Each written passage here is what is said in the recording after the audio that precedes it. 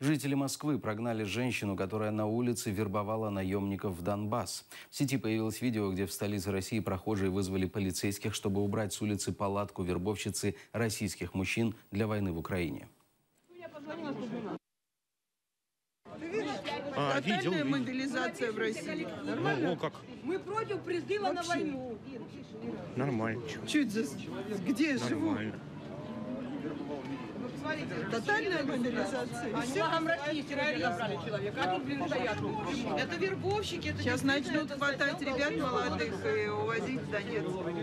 Да? Все пройдут? Да, конечно. Все будут пройдем. Давай, пускай она сворачивается. Да, обязательно пойдем. Не надо, чтобы гибли ребята там. Зачем там мальчишки будут гибнуть? А почему вы призываете?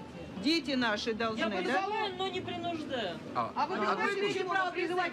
Когда у меня появится возможность Какое принуждать? имеете право призывать к войне? Ты понимаешь, что говорит? Мама не У говорит. нее появится возможность, Вот когда она у ждет нее возможности. появится такая возможность. Это просто фашизм.